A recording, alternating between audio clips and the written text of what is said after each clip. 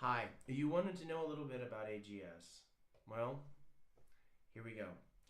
AGS was first released sometime around 96, 97, and in the beginning, it could only be operational under MS-DOS mode and only supported low-res uh, keyboard-controlled gaming.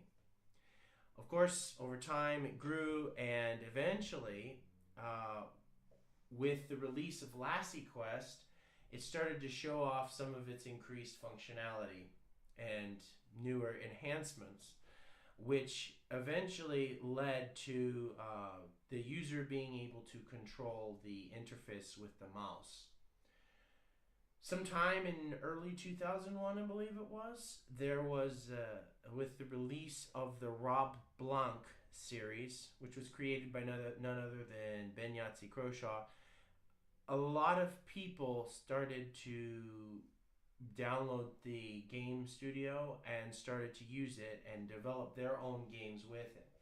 One of the interesting features about AGS, of course, there's lots of other video game software out there, but for me, when I first came across it, the thing I liked about it was that it was free and it was user friendly, pretty easy to use compared to a lot of other game engines at the time where you had to possess intermediate to advanced level of programming skills. It was fairly easy to use, and it was lots of fun to play.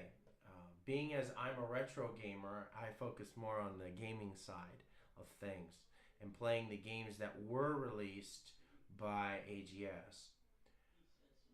I first found out about AGS when I was on Home of the Underdogs, if you recall, one of the largest archiving websites at the time.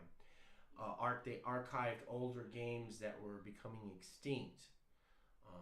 Of course, they weren't the only ones. There was a few other ones like the Abandoned Wearing. But anyway, to make a long story short, today AGS is continuing to surprise us with further enhancements and also releasing very high quality award-winning games.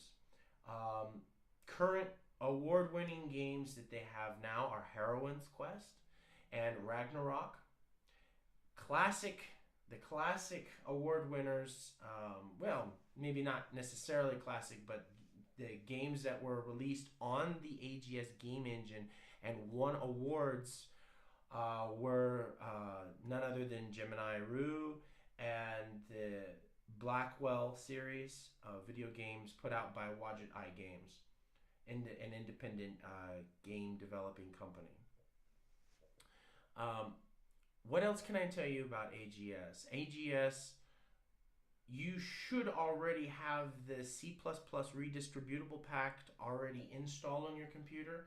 So typical users with Windows 7 and Windows 8 and things of this nature, you can just click the download now button and just install it. Of course, for those of you with older PCs, it might be a bit of an issue because you'll need to download the .NET framework, but that might not be a problem for most of you.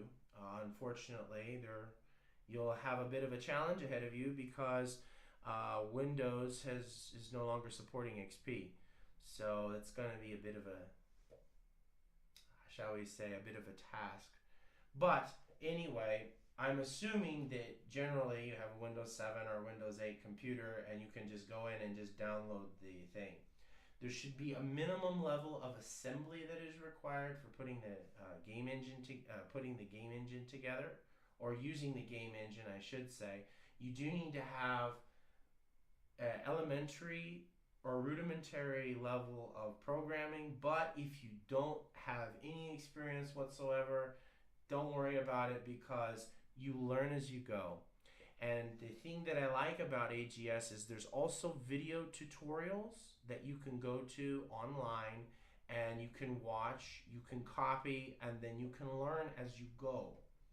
That's one of the most wonderful things that I like about AGS. And I don't know, since I tend to be a retro gamer and I play older older games, and I made a few very they were super short games in the past, but they not that great.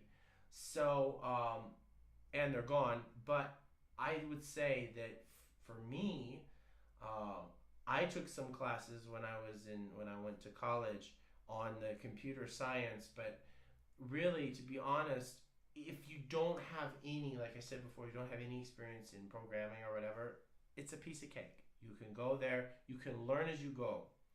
Um, so that's about it for AGS. If you think of any other questions, let me know.